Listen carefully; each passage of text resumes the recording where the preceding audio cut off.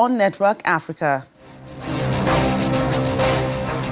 Nigeria re-elected to chair the Economic Community of West African States as Mali, Niger, and Burkina Faso rule out returning to the bloc. The U.S. military completes withdrawal from major air base in Niger, located near the airport in the capital, Niamey. Plus, nearly 1,000 homes destroyed by storms in Cape Town, South Africa.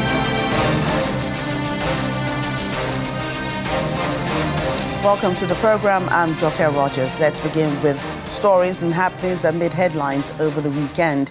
Mali, Burkina Faso and Niger, the junta-led Sahel states, have ruled out returning to the West African Economic Bloc, ECOWAS, after signing a confederation treaty in Niamey, Niger. Thousands welcome Burkina Faso's Traoré as Niamey holds first summit of Sahel States Alliance. Military-led Burkina Faso's president landed in Niger on Friday afternoon for the first summit between leaders of a new Sahel bloc on Saturday. Ibrahim Traoré was welcomed at Niamey International Airport by Abdourahmane Tiani, leader of the Nigerian military regime that overthrew civilian President Mohamed Bazoum almost a year ago. On Saturday, Burkina Faso, Mali and Niger military leaders signed a confederation treaty that aims to strengthen a mutual defense pact at the first summit of the Sahel States Alliance in Niamey. Nigerian General Abdourahmane Tiani, Burkina Faso's Captain Ibrahim Traoré, and Mali's Colonel Assimi Goïta signed the treaty for what they called a greater integration between the three countries after severing ties with existing West African bloc ECOWAS. Dans la capitale nigérienne. Niger's Tiani said that the Confederation Treaty would enable nations to adopt a legal and institutional framework that would give substance and identity to AES. Meanwhile, Assimi Goïta praised the nation's decision, saying that the alliance has been able to translate treaties and agreements into actions. The AES was established in September 2023, a few months before the military regimes in power in Burkina Faso, Mali and Niger announced their joint withdrawal from the Economic Community of West African States in January.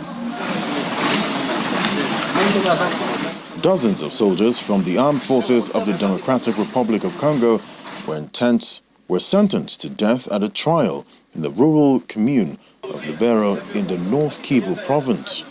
The convicted soldiers taking part in the trial were 25 soldiers, including 2 captains, accused of desertion from the fight against the M23 rebel group.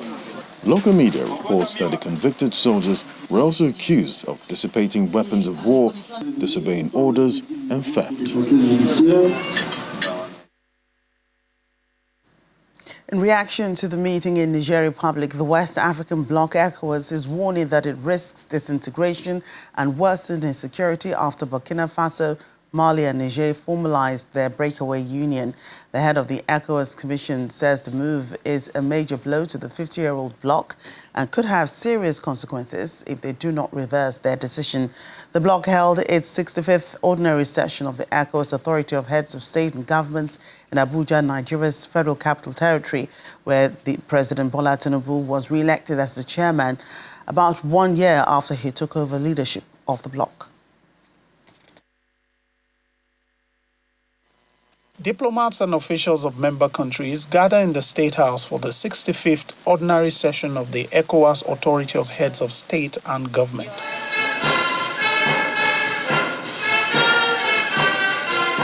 The meeting commences with the arrival of the chairman and other heads of member state. Attending for the first time is Senegalese President Diomaye Faye. Ladies and gentlemen, in his welcome address, President Tinubu addresses the issue of insecurity in the region and urged member states to commit more to providing the needed resources to combat the issue.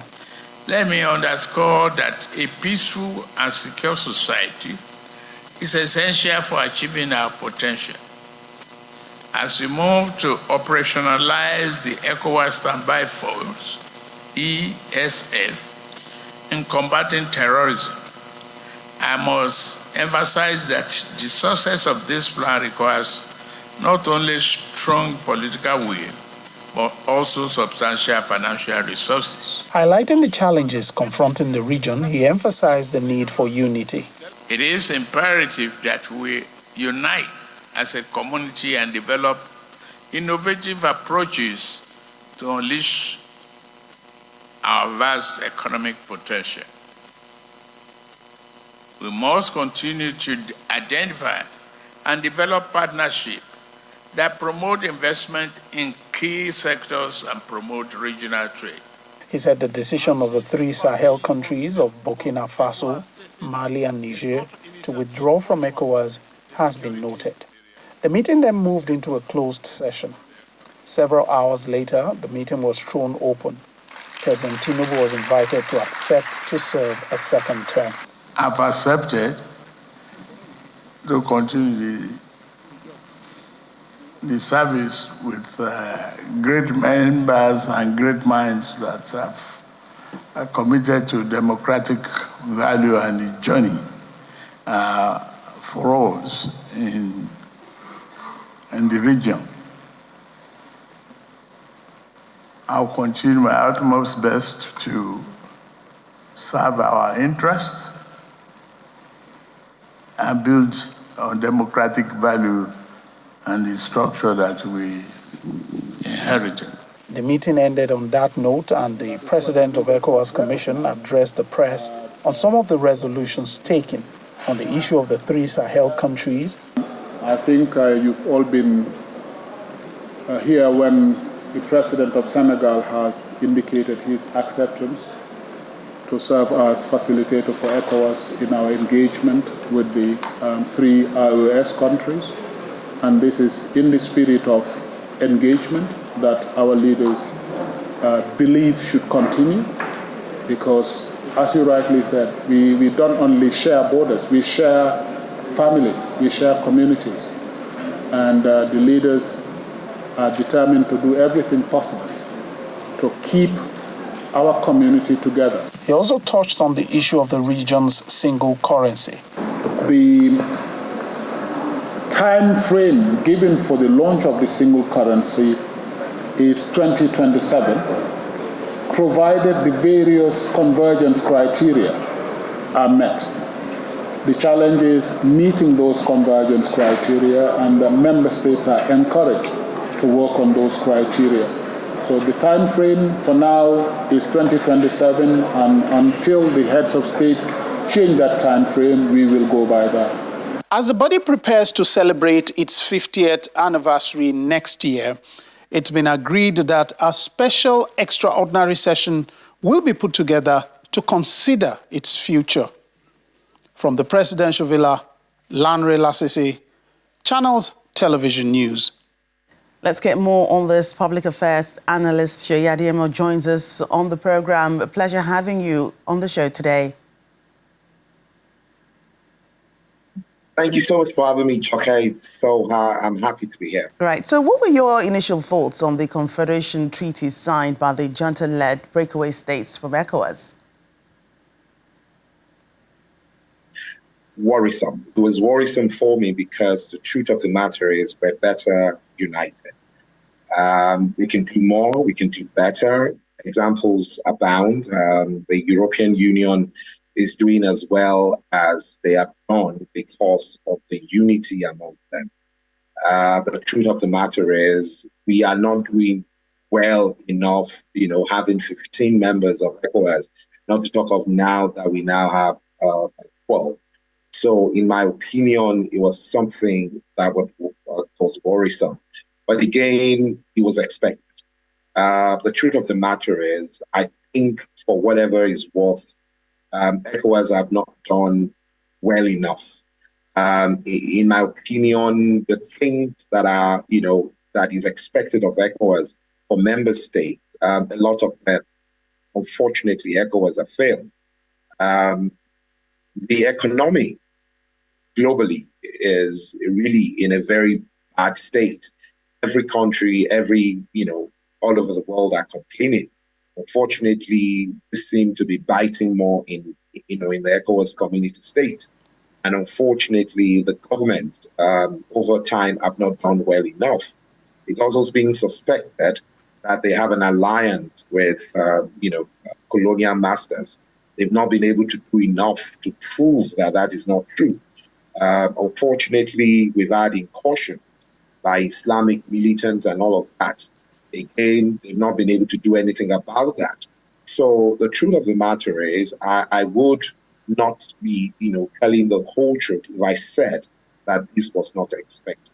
And clearly, ECOWAS is distraught by this latest development and has mandated Senegal, the new kid on the block, to help mediate and speak to Mali, Niger, as well as Burkina Faso. Do you see this yielding any positive result?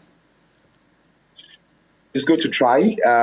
Truth of the matter is, the look and the way the new president has conducted himself seem like someone who will be good in negotiation. There's a lot of work to be done.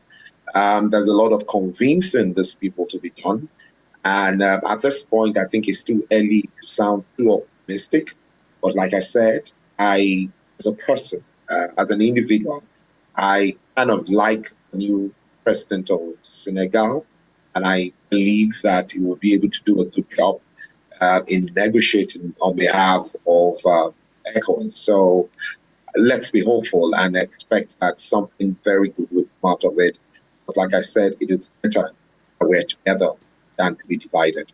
Now, in negotiations, there are several reasons these three countries gave for leaving the bloc, one being alleged foreign influence, another is the jihadist insurgency.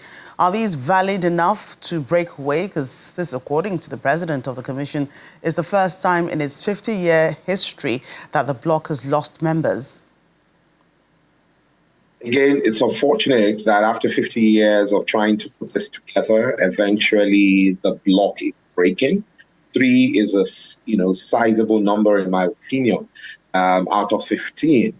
And yes, we can all agree that whatever reason beyond what they have stated is not enough to break this union because, like I said again, it is better, we're better united. But one cannot take away from the fact that as a people, they've suffered a whole lot in the hand of incursion from all of these jihadists and all of that. The economy is struggling. And again, you have a situation where ECOWAS, its first reaction when this coup happened wasn't one that's, in my opinion, portraying the look of good mother, a good umbrella body that would be willing to bring people together. I think this idea of wanting to take people out or arrest or going into the country to chase the military government out was probably not the best of measures, because at the end of the day, we have too many things joining us together, and the best way to go about this is negotiation. So those reasons are not good enough, but I would want to put it on the table that the people are going through a lot, and they have all the reason in this world to want a better situation for themselves. And one nation that doesn't seem interested in forming an alliance is Guinea, which is also under military rule. What do you think? I think it's better for ECOWAS. It's better for every one of us that they have not, or they're not thinking in the direction right now, saying to themselves, let's go join. Because the truth of the matter is, where we stand right now, we really do not know what will happen because of the several elections that are coming on board. And those elections are probably not, properly conducted. Anything could still happen.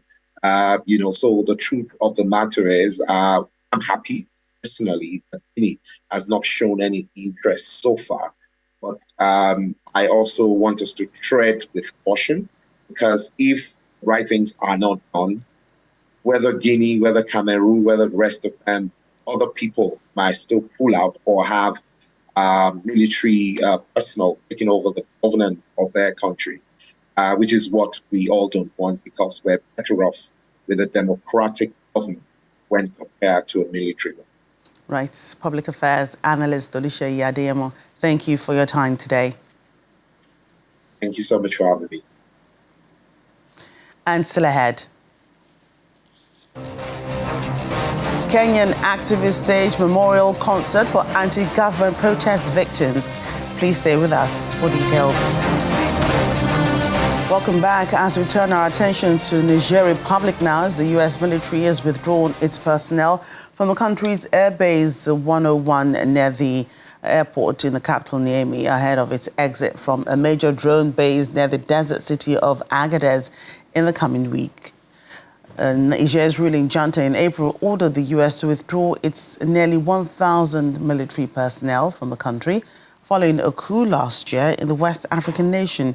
Niger's ruling junta has given the U.S. until September 15 to fully withdraw from its territory. According to U.S. Air Force Major General Kenneth Ekman, the focus will next shift to withdrawal from the $100 million drone base near Agadez in central Niger, which had provided crucial intelligence about jihadist-linked groups. He says the pull-out from that base, known as Air Base 201, will likely take place in August. The United States Department of Defense and the Nigerian Ministry of National Defense of the Republic of Niger wish to announce the withdrawal of U.S. forces and assets from Air Base 101 in Niamey is complete. This significant transition began on 19 May with the signing of the terms of withdrawal and ended today during a turnover ceremony with the Joint Disengagement Commission following the final departure of the United States Air Force C-17 Globemaster III from Air Base 101. Designated as a cooperative security location by the United States military, this Nigerian base has housed United States personnel and assets to help counter violent extremist organizations in the region. The effective cooperation and communication between the United States and Nigerian armed forces assured that the turnover was finished ahead of schedule and without any complications. Elsewhere now, nearly 1,000 homes in informal settlements in Cape Town, South Africa, have been destroyed by gale force winds, displacing around 4,000 people. South Africa weather authorities say Cape Town and surrounding areas are expected to be hit by multiple cold fronts until at least Friday, bringing torrential rain, strong winds and flooding. The worst hit areas are expected to be the poor informal settlements on the edge of South Africa's second biggest city. Thousands have been displaced in Kalitia's township on Cape Town's outskirts after strong winds destroyed homes and other structures. Cape Town is often hit by cold fronts from the Atlantic Ocean during its winter months in the middle of the year. They're especially damaging for the impoverished informal settlements. Africa's young population has a hunger for education, resulting in several higher institutions of learning on the continent.